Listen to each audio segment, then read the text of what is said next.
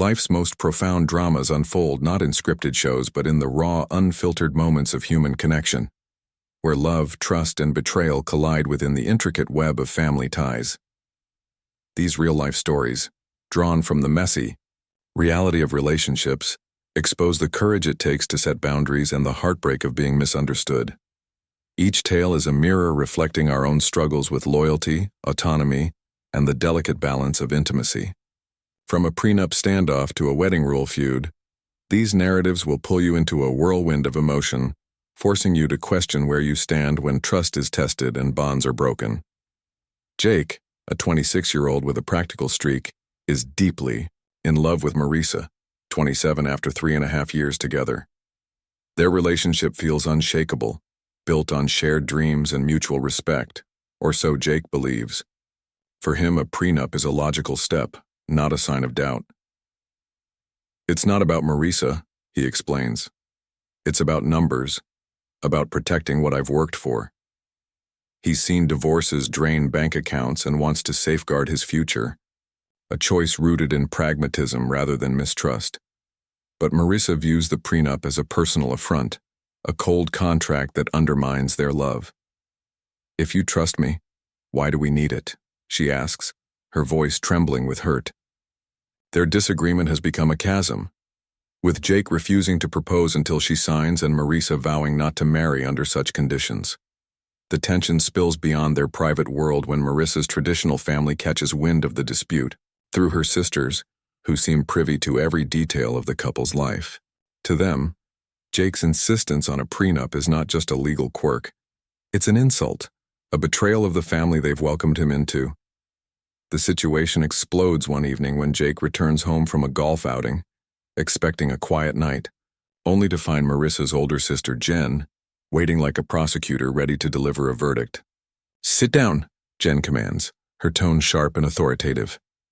Jake, already on edge, complies but bristles at her audacity. What follows is a lecture that feels like a courtroom drama. Jen accuses Jake of treating Marisa like a gold digger, questioning his trust and labeling him a jerk. "You need to get your head straight," she snaps, her words cutting deep. Jake tries to shut it down, insisting their relationship is private, but Jen presses harder, ordering him to stay and hash it out. The confrontation escalates as she calls him an idiot doomed to ruin his love. Fed up, Jake unleashes a stinging retort. "I'm not taking advice from someone with 2 baby daddies and no ring. Check yourself." The room falls silent, the air thick with shock. Jen storms out, tears streaming, and Marisa, horrified, demands Jake apologize for crossing a line. But Jake stands firm. "She inserted herself into our business and got personal. She can't attack me and expect no pushback." The fallout leaves their relationship on shaky ground, with trust fraying not just between Jake and Marisa, but across her entire family. Is Jake's prenup a reasonable boundary, a shield against uncertainty? Or is it a manipulative ultimatum, holding their future hostage? And why is Marisa's family so invested in a decision that should be theirs alone? The clash exposes a deeper question. When does protecting yourself become a betrayal of those you love? Across another family gathering, Sarah and Emily, a child-free couple in their late 20s, face a different kind of overreach. Picture a sun-soaked beach barbecue, laughter mingling with the clink of glasses, and families reconnecting under a golden sky. Sarah and Emily are soaking in the vibe, enjoying their rare vacation, when they notice a troubling pattern.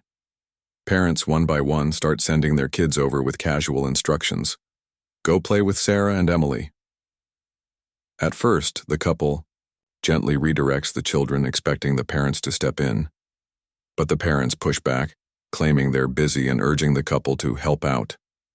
Before long, Sarah and Emily are stuck supervising 7 energetic kids while the adults drink, dance, and revel in the carefree night. Frustration mounts as their vacation slips away, transformed into an unpaid babysitting gig. Determined to reclaim their time, Sarah and Emily devise a clever plan.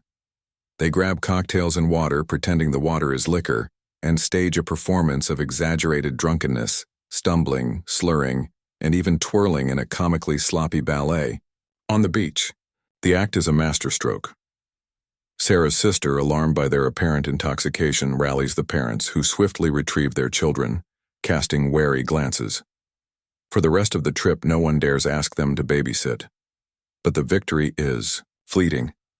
On the final night, Sarah's mom overhears them chuckling about the ruse and spills the truth.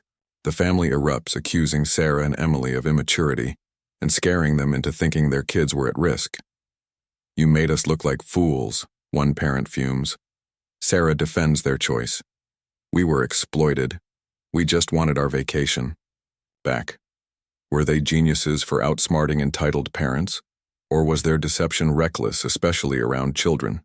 The story challenges the unspoken expectation that child-free relatives owe families their time, raising a provocative question. When does ingenuity become betrayal? In another tale, Olivia, a bride-to-be, dreams of a perfect wedding, meticulously planned to reflect her vision. Her rule is uncompromising: no plus ones unless both she and her fiancé know and like the guest's partner. "It's not about money," she insists. "It's about our comfort, our day."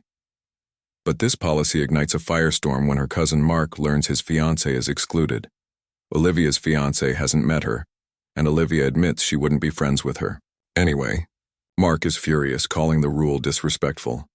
"You want me to celebrate your love but can't respect mine enough to invite my fiancé?" he argues. Olivia holds her ground, asserting her right to control her guest list. Mark, prioritizing his fiancé's dignity, declines the invitation, leaving Olivia both heartbroken and defiant. The feud exposes a deeper tension. Olivia's rule reflects her need to shape her day, but Mark expects mutual respect for his relationship. Weddings are often seen as communal celebrations, yet Olivia treats hers like an exclusive club. Is her stance a bold assertion of personal comfort, or is it a selfish power trip that alienates family? Mark's boycott, meanwhile, challenges the notion that family loyalty trumps personal principles. The story forces us to grapple with a timeless question: where does a bride's freedom end and respect for others begin? Finally, Tom, 33, and his wife, Lisa, 32, face a quieter but no less wrenching conflict. After relocating for Lisa's career, Tom lands a temporary gig as a radio producer at a sports talk station, despite knowing little about sports. Determined to secure the job permanently, he immerses himself in a crash course, watching hours of hockey, basketball, and golf. His efforts earn praise from the host, but they come at a steep cost. Lisa, uninterested in sports, grows frustrated as Tom spends evenings and weekends glued to the TV, neglecting their shared routines. One Sunday during the Masters golf tournament, Lisa suggests a park outing, hoping to reconnect. Tom, anxious about his job, refuses, prioritizing his prep. Lisa storms out and they barely speak the next day. Tom is torn between his ambition and his marriage, while Lisa feels sidelined by his obsession. Tom's relentless focus reflects his fear of failure, but Lisa mourns the intimacy they've lost. Society often lauds career hustle, but what happens when it erodes a partnership? Is Tom's dedication a noble pursuit, or is he selfishly choosing ambition over love?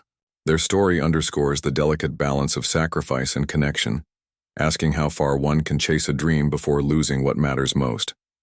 These stories, though distinct, weave a common thread. Relationships thrive on boundaries but are tested by betrayal.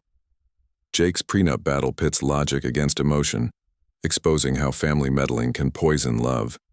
Sarah and Emily's babysitting rebellion reclaims their autonomy, but fractures trust. Olivia's wedding rules prioritize control over communal respect, while Tom's career chase strains the intimacy of his marriage. Each tale challenges us to confront uncomfortable truths. When does protecting yourself hurt those you love? When does loyalty become control? These are not mere anecdotes. They are reflections of the beautiful, chaotic dance of trust, love, and human connection. They compel us to examine our own choices, to weigh the cost of standing firm against the pain of breaking bonds. Where do you stand in these heart-wrenching dilemmas, and what would you do when faced with the messy reality of family and love?